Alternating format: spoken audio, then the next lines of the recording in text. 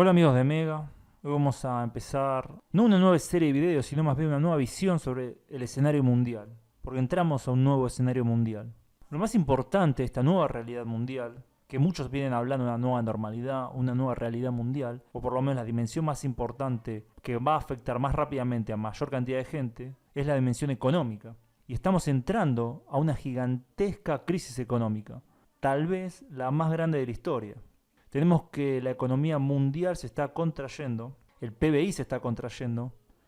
Esto varía de país a país, de región a región. La caída en el primer trimestre en algunos lados llega casi al 5%, en algunos supera ese 5%, es decir, no es un panorama homogéneo. Lo que es igual para todos es que la economía está en crisis, sea la Unión Europea, sea Estados Unidos, sea China, sean los países en desarrollo. Tanto es así que las Naciones Unidas, un organismo que uno puede tener distintas visiones sobre él, está diciendo que el desarrollo que se venía produciendo en muchos países del tercer mundo está parando. Es decir, el sistema económico mundial, a pesar de las grandes desigualdades que tenía, a pesar de muchos puntos que uno puede criticar, estaba en realidad ayudando a muchos países a desarrollarse económicamente, a crear nueva infraestructura, a sacar a la gente de la pobreza. Obviamente esto, vuelvo a decir, no es igual y no es un panorama igual para toda la zona del mundo. Pero de hecho lo estaba haciendo. Pero esta última crisis no solo está deteniendo esta dinámica, sino que inclusive la está revirtiendo. Eso es lo que está diciendo las Naciones Unidas. Pero si vamos a intentar entender esta crisis económica, tal vez lo que convenga más es centrarse en el motor del capitalismo, que es Estados Unidos. Muchos de los analistas, comentadores políticos, comentadores económicos, están poniéndole distintos nombres a esta crisis. Pero me parece que el más indicado es el que ya habla no de una nueva depresión, no de la Gran Depresión 2.0, sino de la más grande depresión. Había indicios de que iba a llegar. La caída de la expectativa de vida en cierto sector de la población estadounidense era un indicador fuerte de que el modelo de desarrollo que venía siguiendo Estados Unidos desde prácticamente su fundación estaba acercándose a ciertos límites. Pero lo que tenemos ahora es que de hecho pareciera ser que explotó la burbuja, una burbuja de especulación, una burbuja con respecto a un sistema de producción. Porque más allá de la postura que uno pueda tener con respecto al capitalismo, también vale la pena preguntarnos qué es el capitalismo. ¿Es realmente capitalista lo que había en Estados Unidos, lo que hay en Estados Unidos? ¿Es realmente el capitalismo o es un sistema económico que tiene características capitalistas, pero obviamente también tiene otro tipo de características? O tal vez estamos viendo el desarrollo del capitalismo y está mutando en algo nuevo. Bueno, las cifras son realmente espectaculares en el sentido negativo. Los medios estadounidenses están diciendo que la desocupación en Estados Unidos es del 14,7%, según los últimos datos, según los datos oficiales. Pero si nosotros tomamos los números de desempleo, es decir, la gente que buscó el seguro de desempleo, que llegó a 38,6 millones de personas, y sacamos qué porcentaje es de la fuerza laboral total de Estados Unidos, que supera los 164 millones de personas, entonces tenemos que el desempleo actualmente en Estados Unidos es de 23,45%. Todavía no llegó al punto más alto del desempleo que se especula que hubo en la época de la Gran Depresión, porque no había datos tampoco muy fiables en esa época. Pero se especula que en 1933, en algunos de los meses de 1933, el desempleo llegó al 24,9%, es decir, casi el 25%. Hoy en día se está a punto de llegar a esa cifra, que es una cifra bastante conservadora. Hay que entender que hay distintas mediciones del desempleo. La medición que se llama la U6, que incluye a quienes no buscan trabajo hace 6 meses aproximadamente, nos da un panorama distinto. Generalmente ese desempleo era mucho más alto que el desempleo oficial de los que hablan los políticos estadounidenses y los comentaristas. Es decir, usan otra cifra de desempleo, otra manera de medir el desempleo para tirar los datos de desempleo más abajo o más arriba según la conveniencia. Si tomamos este último manera de clasificar y tomamos también los manejos que está haciendo la Oficina de Desempleo con respecto a las cifras, tenemos que es probable que el desempleo real en Estados Unidos sea de 27,6%, lo que ya superaría la cifra más alta de la Gran Depresión. Obviamente esto también hay que tener lo que es un análisis. Hay distintos análisis. Obviamente la cifra de 14,7% de desempleo es desfasada, no es la cifra real, porque no suma un montón de nuevos desempleados que se sumaron en las últimas semanas. Entonces estamos hablando que el desempleo en Estados Unidos supera el 20%. De ahí empieza la especulación. Puede ser que sea el 23%, puede ser que sea el 24%, puede ser que sea el 27%. Este desarrollo que se está produciendo, o más bien esta implosión del mercado laboral en Estados Unidos, se va a ir frenando en los próximos meses, es obvio. No puede mantenerse una cifra de nuevos desempleados mensuales tan alta. Pero eso no significa que se creen nuevos empleos, sino más bien que parece que Estados Unidos está yendo hacia un nuevo modelo. Estados Unidos se desindustrializó. Por eso hay que entender que esto es tal vez peor que la Gran Depresión. Porque en la época de la Gran Depresión, Estados Unidos tenía una gran base industrial. Tenía los medios para recuperarse físicamente. Hoy en día hay dos factores, o mejor dicho, tres factores, pero voy a analizar primero dos. Tres factores, dos, los más importantes creo yo hoy en día, que hacen que sea peor y que sea más difícil la recuperación. Número uno, que la base industrial estadounidense en gran parte se fue a otros países. México, China y otros países del sudeste asiático, lo que hace que no haya fábricas físicamente en Estados Unidos, lo que hace que sea mucho más difícil recuperar el nivel de empleo, porque hubo un viraje a una economía de los servicios, de la informática, en las últimas décadas. Eso no generó tanto empleo como lo que generaba la base manufacturera que tenía Estados Unidos. Nunca llegó a generar tanto empleo. Y el empleo que generó nunca fue de la misma calidad que el empleo industrial. Es decir, es empleo con menos paga, menos seguridad laboral, mucho más flexible, lo que evita que las personas o muchas de las personas empleadas en esos rubros puedan planificar una vida como lo podía hacer un empleado o un obrero industrial.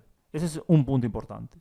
Y el otro punto importante es que la tecnología avanzó, lo que hace que ya no se necesiten tantos empleados en distintos rubros de la industria, y ni siquiera de los servicios. Hay una creciente robotización del trabajo. Entonces, el empleado humano está siendo desplazado por máquinas, por programas. Entonces, eso también hace muy difícil que muchos de los empleos que se perdieron ahora vuelvan a recuperarse. El tercer factor era la inmigración, que hacía que hubiera mucha más gente compitiendo por un mismo empleo.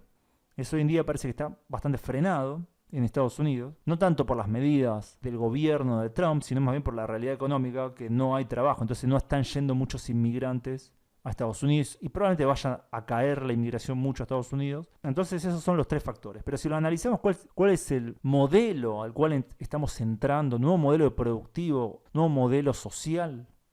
Parece ser un modelo bastante peor que el anterior. Si la economía de servicios era peor que la economía manufacturera, la nueva economía es aún peor. Las principales características de esta nueva economía, como se viene perfilando, es alto desempleo, mucha pobreza, mucha dependencia al Estado por parte de gran parte de la población, una economía concentrada en muy poquitas empresas que dominan gran parte de la economía, donde la clase media ya prácticamente desaparezca, donde haya una clase muy muy rica y una clase pobre dependiente de los subsidios estatales.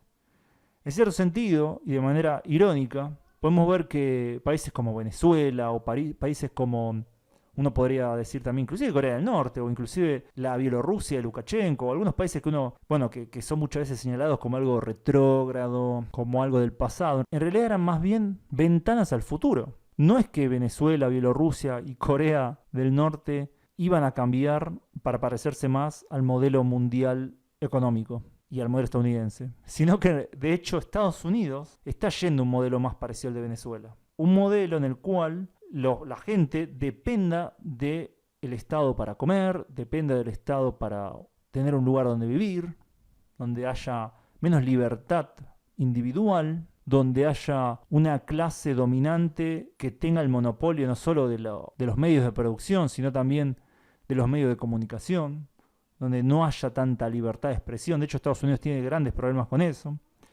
Las grandes empresas informáticas están dominando prácticamente todo el discurso en línea en Estados Unidos, lo que es un problema muy grande, la verdad. Entonces, el modelo futuro de Estados Unidos es una gran paradoja.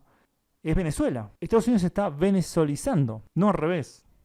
Tenemos una gran concentración. Empresarios amigos del poder. Un Estado militarizado. Estados Unidos es un Estado policial prácticamente, donde un porcentaje muy alto de la población no solo está encarcelada, sino que está bajo vigilancia. Las agencias estadounidenses de espionaje, de inteligencia, saben todo prácticamente de lo que está sucediendo. Un Estado prácticamente policial. Un gran porcentaje de los estadounidenses o son miembros de las Fuerzas Armadas y de Seguridad o están encarcelados, algo muy gracioso. Entonces tenemos realmente que el panorama que se abre en Estados Unidos específicamente, analizando ese sector del mundo, es malo. Es realmente malo, es un retroceso. Y esto hay que entenderlo que es una realidad compleja. Obviamente hay otros factores y sectores que van a beneficiarse y van a mejorar inclusive. Obviamente, sí, es una realidad compleja, no es una realidad unidimensional donde todo empeora al mismo tiempo. Lo que tenemos ahora es que gran parte de las dimensiones humanas, como por ejemplo la educación, la salud, etcétera, sí están empeorando. Pero eso no significa que todo vaya a empeorar. Seguramente lo que vamos a ver es que algunas de esas cosas mejoren. Probablemente la gente que esté un poco en contra de dejar fuera a las personas fuera del sistema se vean reivindicadas, porque es bastante probable que el rol de Estado de Estados Unidos sea mucho más fuerte en relación a mantener cierto nivel mínimo de sus ciudadanos. Pero eso también hay que entender, como contracara tiene, que mucha gente realmente no va a tener otra opción más que depender del Estado. Porque no va a haber una economía viable, no van a haber trabajos. La última gran oleada de nuevos trabajos está relacionado a una economía informática, a una economía del autoempleo, como puede ser Uber, como puede ser distintos servicios de mensajería, como puede ser distintos trabajos freelance. Eso nunca fue realmente un sustituto para los trabajos que se perdieron.